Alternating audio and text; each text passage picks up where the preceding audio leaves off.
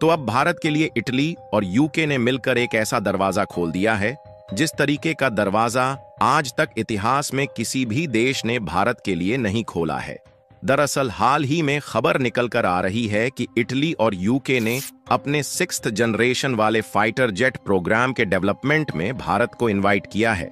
और रिपोर्ट की माने तो भारत को 6th जनरेशन वाले फाइटर जेट के डेवलपमेंट प्रोग्राम में शामिल करने का जो न्योता है वह इटली की तरफ से मिला है। और कमाल की बात यह है कि जिसकी उम्मीद भारत को कोई देश नहीं देना चाहता, उसकी उम्मीद इटली और यूके ने भारत को ऑलरेडी दे दिया है।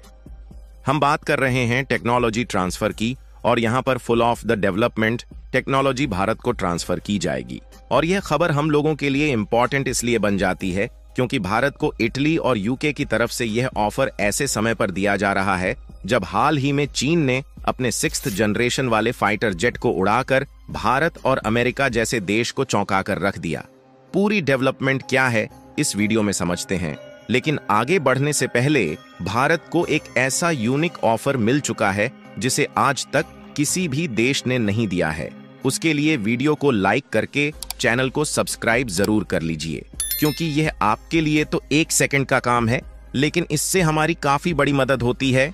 देखिए, आज के समय में भारत डिफेंस हथियारों के डेवलपमेंट के मामले में काफी हद तक आत्मनिर्भर हो गया है, क्योंकि भारत की DRDO,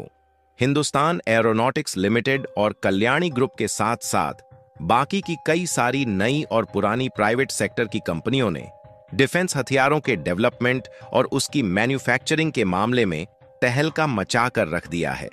फिर चाहे बात घातक मिसाइल की हो, या फिर लंबी दूरी तक अटैक करने वाले टैंकों, या फिर युद्धपोत और सबमरीन की हो, इन सब के मामले में भारत ने अपने झंडे को एक बहुत बड़ी ऊंचाइयों पर पहुंचा दिया है। यहां तक कि आर्मेनिया, वियतनाम और कुछ अमेरिकी और अफ्रीकी देश भी भारतीय हथियारों का लोहा मान रहे हैं और धकाधक भारत से हथियारों को खरीदकर अपनी सैन्य शक्ति बढ़ा रहे हैं, जिससे भारत को एक मोटे लेवल पर मुनाफा भी हो रहा है। लेकिन जब बात हवाई शक्ति की हो तो इस मामले में भारत थोड़ा कमजोर होता हुआ दिखाई दे रहा है। फिलहाल ऐसा नहीं है कि हम भारत की हवाई शक्ति को कम आंक रहे हैं, बल्कि भारत अपने आप में एक बहुत बड़ी एयरफोर्स की ताकत रखता है जिससे बड़े बड़े देश टकराने में कांपते हैं। लेकिन समस्या इस बात की है कि हमारी इंडियन एयरफोर्स के पास जो फाइटर जेट यानी कि लड़ाकू विमान है, उनमें समय के साथ एक बहुत बड़े परिवर्तन की जरूरत है। और भारत खुद परिवर्तन करने की शुरुआत कर चुका है, लेकिन भारत इस परिवर्तन को पूरी तरह से आत्मनिर्भरता के साथ करना चाहता है, ताकि हम जो नए फाइटर जेट बनाएं उसकी टेक्नोलॉजी हमारे पास हो और जरूरत पड़ने पर किसी देश के सामने मदद की भीख मांगने के लिए हाथ न फैलाना पड़े, जो फिलहाल में भारत के लिए काफी ज्यादा मुसीबतें खड़ी कर रहा है। क्योंकि आप सभी को मालूम होगा कि AMCA प्रोजेक्ट के तहत LCA तेजस के 4.5 जनरेशन वाले नए वेरिएंट के मैन्युफैक्चरिंग का काम हिंदुस्तान एरोनॉटिक्स लिमिटेड कर रही है, लेकिन अमेरिकी कंपनी इंजन की सप्लाई में देरी करके बीच में एक नई दीवार बन रही है। फिलहाल अब भारत के दरवाजे पर चलकर ऐसा ऑफर सामने आ चुका है जिसको अगर भारत एक्सेप्ट कर ले तो 5वीं पीढ़ी वाले फाइटर जेट की तो बात छोड़िए, हम लोग 6वीं पीढ़ी के फाइटर जेट को डेवलप करने लगेंगे। दरअसल खबर निकलकर आ रही है कि हाल ही में यूके और इटली ने भारत को अपने 6th जनरेशन वाले फाइटर जेट के डेवलपमेंट प्रोग्राम में शामिल होने के लिए इनविटेशन भेजा है। असल में देखा जाए तो इटली, यूके और जापान, यह तीनों देश मिलकर GCAP यानी कि ग्लोबल कॉम्बैट एयरक्राफ्ट प्रोग्राम के तहत 6th जनरेशन वाले दुनिया के सबसे उन्नत लड़ाकू विमान बनाने की शुरुआत कर रहे हैं, जो कि दुश्मन के रडार से छिप सके और बेहद तेज गति से उड़ान भर सके। और इसी प्रोग्राम में यह तीनों देश भारत को भी शामिल करना चाहते हैं,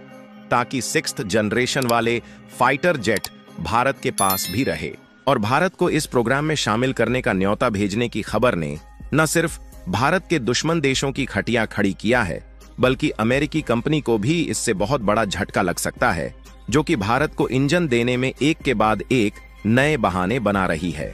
ऐसा इसलिए क्योंकि जिस प्रोग्राम में भारत को शामिल करने की बात हो रही है, इसकी शुरुआत साल 2022 में ब्रिटेन की जानी मानी कंपनी BAE सिस्टम्स और इटली की लियोनार्डो ने मिलकर किया था, और उसके बाद जापान की मित्सुबिशी को भी शामिल कर लिया गया, और तब से लेकर अभी तक यही तीनों देश इस प्रोग्राम का हिस्सा बनी हुई हैं। वैसे तो इस प्रोग्राम में जो कंपनियां शामिल है वह अपने आप में वर्ल्ड क्लास की कंपनीज हैं, और इन तीनों देशों की अलग अलग कंपनियों ने मिलकर इस प्रोजेक्ट पर काम करने का डिसीजन इसलिए लिया क्योंकि इनका मानना था कि हमें नेक्स्ट जनरेशन वाला सबसे अलग फाइटर जेट डेवलप करना है, और इस तरीके से अगर तीनों कंपनी मिलकर काम करेंगी तो आपस में टेक्नोलॉजी तो शेयर होगी ही, साथ ही जो ओवरऑल इन्वेस्टमेंट होगी वह तीनों देशों में बढ़ जाएगी।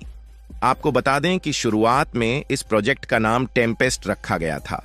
और भारत को उस समय भी यूके ने इनविटेशन भेजा था, लेकिन भारत ने उसे रिजेक्ट कर दिया और भारत उसमें शामिल नहीं हुआ।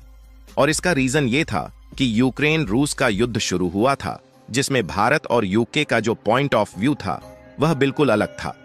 लेकिन फिर से दोबारा भारत को इस प्रोजेक्ट में खींचने की होड़ में यूके और इटली जुट चुके हैं और भारत को इसमें शामिल करना चाहते हैं। लेकिन अब सवाल खड़ा होता है कि भारत को इसमें यह लोग शामिल क्यों करना चाहते हैं, और भारत को इसमें शामिल होना भी चाहिए या फिर नहीं।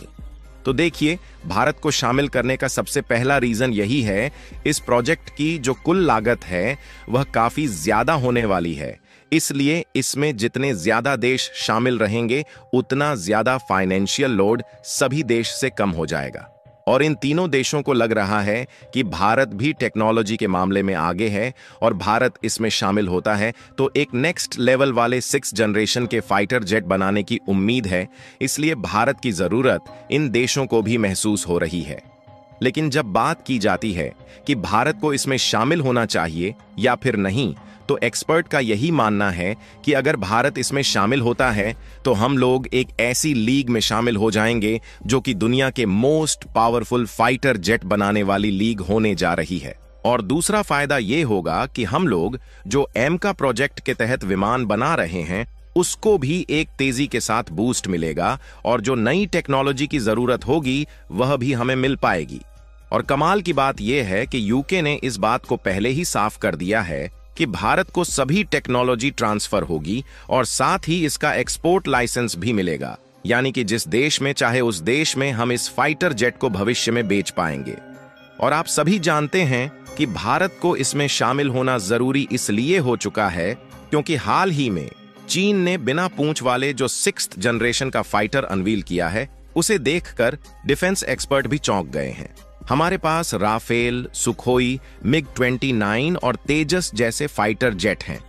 लेकिन इसमें हमारी कई कमजोरियां भी हैं, जैसे कि मिग-21 जो कि 1963 में आया था और आज भी ऐसे उड़ता है कि मानो 60 की उम्र में मैराथन जीतने की तैयारी कर रहा हो। कुल मिलाकर भारत फाइटर जेट पर काम कर रहा है, और तेजस जैसे स्वदेशी जेट्स जो तैयार हो रहे हैं, इसकी स्पीड थोड़ा धीमी है और हमें इसे ही बढ़ाना पड़ेगा। ऐसे में अगर 6th जनरेशन वाले प्रोग्राम में हम शामिल हो जाते हैं तो हमारे लिए किसी वरदान से कम नहीं होगा। बाकी आप लोगों का इसके बारे में क्या सोचना है? यूके और इटली के प्रोजेक्ट में भारत को शामिल होना चाहिए या नहीं? अपनी राय कमेंट में जरूर बताएं, और इस वीडियो को एक लाइक करके अपने मित्रों तक शेयर जरूर करें ताकि उन्हें भी जानकारी मिल सके। इसी तरह और भी नॉलेजेबल वीडियो देखने के लिए चैनल को सब्सक्राइब जरूर करें। जय श्री राम।